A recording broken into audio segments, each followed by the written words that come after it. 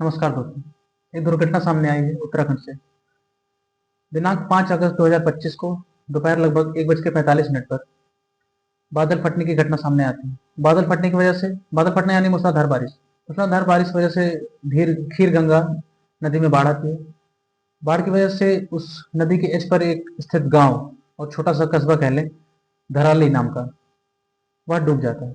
और पूरी तरीके से करंटली इमेज जो फोटो आ रही है, जो पीटीआई ने रिलीज करा है, उसके हिसाब से अभी मलबे में तब्दील हो गया है। वहां कुछ नहीं रहने लायक बचा है, सब खत्म है। तो ऐसे में ये तो न्यूज में हमें दिखाई पड़ रहा है और ये देख के हमें दुख है, लेकिन काम सिर्फ दुख दिखाने से नहीं चलने वाला।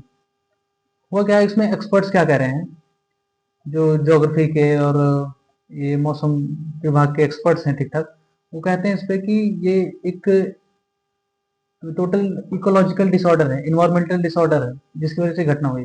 होता क्या है कि हम ये बादल फटना, बारिश, ये तो रोक नहीं सकते, लेकिन हम इसको, इसके थ्रू जो होती है दुर्घटना, इसको बहुत हद तक कम किया जा सकता है। लेकिन हमारी लापरवाही कह ले, चेतावनियों को ना मानना कह ले, इसकी वजह से दुर्घटनाएं बड़े पैमाने पर होती है पूरी दुनिया भर में। और लगभग हर साल भारत में ऐसी दुर्घटनाएं होती हैं।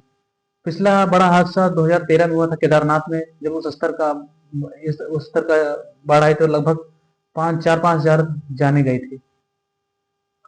तो एक्सपर्ट्स का कहना है कि ये एक इन्वायरमेंटल डिसऑर्डर है, जिसमें क्या ग्लोबल वार्मिंग का इम्पैक्ट है, डिफॉरेस्टेशन, पहाड़ी इलाकों में डिफॉरेस्टेशन, पेड़ की कटाई, जंगलों की सफाई, इसका इम्पैक्ट है। और बिना सोचे समझे जो कंस्ट्रक्शन हो रहे हैं, वहां पे डेवलपमेंटल वर्क हो रहे हैं, कहीं भी घर बन रहे हैं, कहीं भी होटल बन रहे हैं, पहाड़ों को खोखला करके सड़कें बनाई जा रही हैं। मतलब जो सेंसिटिव जोन्स है, इन बातों का, इन गाइडलाइंस का कोई पालन नहीं किया गया, इस वजह से हुआ है। घुमा फिरा के देखा जाए तो एक इन्वायरमेंटल डिसऑर्डर है, ग्लोबल वार्मिंग एक इन्वायरमेंटल डिसऑर्डर है, डिफॉरेस्टेशन इन्वायरमेंटल डिसऑर्डर है, और जो नेचुरल माउंट्स है, पहाड़े हैं, इनको काटना छाटना, इनको जर्जर करना, ये भी एक इन्वायरमेंटल डिसऑर्डर में काउंट किया जा सकता है।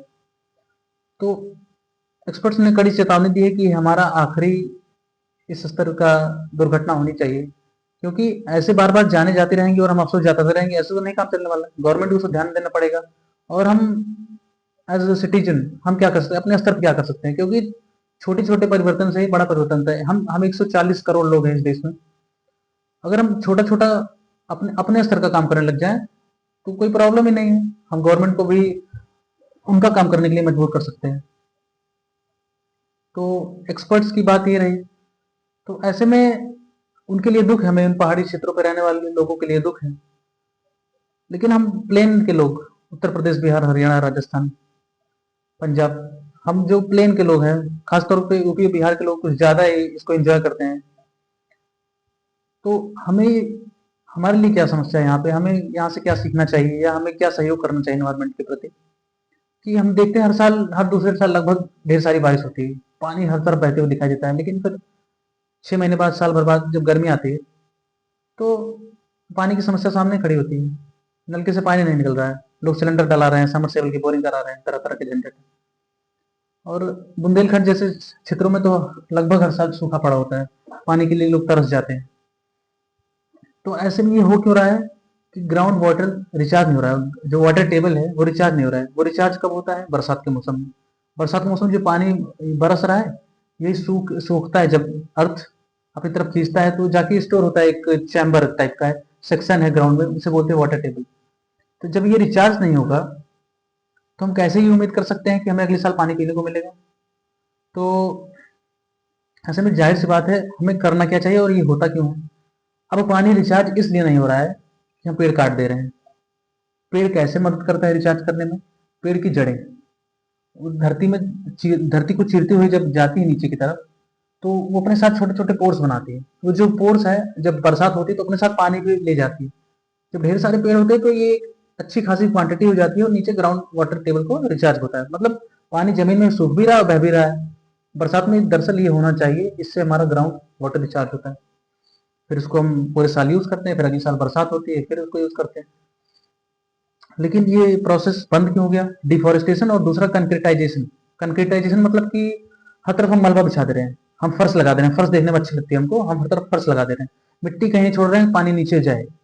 दरअसल जहाँ पेड़ भी होता है उसके एक चबूतरा बना के हर तरफ टाइल्स वाइल्स लगा दिए, और वो पेड़ के लिए, पेड़ मतलब सांस भी नहीं ले रहा पेड़, खाली उसको हम टोटी पाइप की मदद से पानी पहुंचाते हैं कैसे कैसे।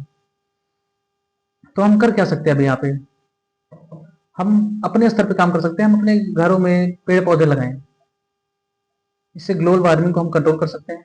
हम हमारे अकेले लगाने से नहीं होने वाला है, आप करो अपने स्तर पे, ये चीज धीरे धीरे होंगी।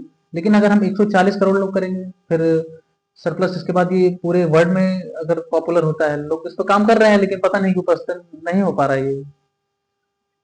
पेड़ लगा सकते हैं हम, बारिश हो ही रही है, बहुत ज्यादा मेहनत नहीं करनी, हमें उतने पेड़ लगाने हैं जिनकी हम देखभाल कर सकें, पेड़ फूल। दूसरा क्या करना है, पानी को बचा सकते हैं हम, जरूरत है क्या खर्च करने की, पोछा लगाने से काम चल रहा है तो फर्श मत धुलिए, पोछा लगा दीजिए। और हम अपने घरों में भी देखते हैं, मेरे घर में भी होता है ये, लोगों को समझाता हूँ लेकिन कहते चुप रहो तुम क्या जानो। तो ऐसे पेड़ लगा सकते हैं, और एक काम और कर सकते हैं कि प्लास्टिक्स और ये पॉलीथीन वाले मटेरियल जो है, इसको यूं ही जलाए ना, इसको फेंके ना। ये मानता हूँ कि ये लैंड स्लाइड से रिलेटेड या वो रेन वाटर हार्वेस्टिंग से रिलेटेड मैटर नहीं है, लेकिन इन्वायरमेंटल इसका भी तो इम्पैक्ट है ना, इस ये दूसरे तरीके से हमें प्रभावित कर सकता है। पन्नी जो पड़ी होती है इसमें मिट्टी में, जब ग्राउंड वाटर रिचार्ज होगा तो उससे कांटेक्ट करके ही तो ग्राउंड वाटर जाएगा, तो ग्राउंड वाटर दूषित होगा हमारा ना। एक तरीका जुड़ा हुआ है farming plus rain water harvesting से, अर्थवर्म्स। अर्थवर्म हमने छोटे क्लासेस में पढ़ा हुआ है कि ये फार्मर्स के फ्रेंड्स बोले जाते हैं, the best friends of farmers are earthworms. लेकिन हम यूरिया, मैं ये नहीं कह रहा कि आप मेरे कहने में आते नया यूज करिए, आप सोचिएगा खाली। हम जो ये आर्टिफिशियल फर्टिलाइजर्स यूज करते हैं, इसके इम्पैक्ट से वो मर जाते हैं। लेकिन ये तो हो गया, ये मतलब कि एग्रीकल्चर हो गया पॉइंट ऑफ व्यू। तो लेकिन ग्राउंड वाटर में कैसे रिचार्ज करते हैं, अर्थवर्म्स कंटिन्यूसली पोरस करते हैं मिट्टी को, अंदर जाते बाहर निकलते हैं, तो उसमें ढेर सारे छेद बनाते हैं, तो उससे मिट्टी पोरस होती है, तो बरसात में पानी वहां रुकता है, नीचे की तरफ एब्जॉर्ब करता है, कुछ बहता भी है, कुछ एब्जॉर्ब करता है, लेकिन मदद करता है ग्राउंड वाटर रिचार्ज करने में। लेकिन आप नोटिस करेंगे गांव में तो थोड़ी बहुत ये सिस्टम रह गए हैं, शहर में तो लगभग कंप्लीटली कंक्रीटाइजेशन हो गया, थोड़ा बहुत पार्क के नाम पे थोड़ा बहुत कहीं कहीं बचा है, तो मुझे नहीं लगता पार्क में से बहुत ज्यादा वाटर रिचार्ज हो जाता होगा। तो ये है। तो हम अपने स्तर पे क्या कर सकते हैं, हम धीरे धीरे इसकी शुरुआत कर सकते हैं, दोबारा ट्रैक पे आ सकते हैं। ये सारी जो प्राकृतिक आपदाएं हो रही है, इसको हम एक सीमा मान, लक्ष्मण रेखा मान सकते हैं कि हाँ इससे ज्यादा ये ना बढ़ने पाए, हम इसको कंट्रोल में कर लें इंडिविजुअल लेवल पे। हम क्यों इस फिराक में है कि साइंटिस्ट कुछ आविष्कार करेंगे ऐसा चमत्कारी कि उसको अप्लाई करने से सब कुछ यूं ठीक हो जाएगा। जब हम अपने स्तर पे कर सकते हैं तो करें। तो पेड़ लगा सकते हैं, साफ सफाई, प्लास्टिक्स का सही यूज कर सकते हैं। अभी देखो ऐसी तमाम मशीनें आ गई हैं कि प्लास्टिक से कुछ फर्नीचर बन सकता है, मतलब कि जो चीजें पेड़ काट के उसके बेंच बनते थे, टेबल चेयर बेड्स, वो प्लास्टिक्स की आजकल बनती है। उसमें होता क्या है कि प्लास्टिक्स को और पॉलीथीन्स को क्रश करके उसको पॉलीथीन में सील करके उसको प्रेस करके हार्ड कर देते हैं, तो वो फर्नीचर का काम करती है, उससे बेंच वेंच वगैरह बनती है। अभी कम पॉपुलर है लेकिन ये आ गई है ये टेक्नोलॉजी। तो आप पन्नी को सिंपली स्टोर कर सकते हैं, फिर ये जब प्रचलन में आएगी आप इसको बेच सकते हैं, या आप खुद भी इंस्टॉल कर सकते हैं, फिर उससे आप फर्नीचर जैसा काम कुछ कर सकते हैं। हमें कुछ नहीं करना है, हमें लोगों से कुछ नहीं कहना है, हमें खाली इंडिविजुअल लेवल पे ये काम करना है। गांव हो शहर हो कहीं भी रहें आप, पॉलिथीन इकट्ठा कर लीजिए। शहर में रहते तो वहाँ नगर पालिका की गाड़ी आती है, आप उनको दे सकते हो। और शहरों में तो ये काम कुछ स्तर पे चल रहा है, ये प्लास्टिक से कुछ बनाने का। और ऑर्गेनिक फार्मिंग को प्रमोट कर सकते हैं ना। मुझे लगता है, मुझे ये मामला थोड़ा संवेदनशील लगा तो मुझे लगा बातचीत करनी चाहिए, तो मैंने ये वीडियो बनाया। उम्मीद करता हूँ कि आप लोग इस पे सोचेंगे विचारेंगे। Thank you.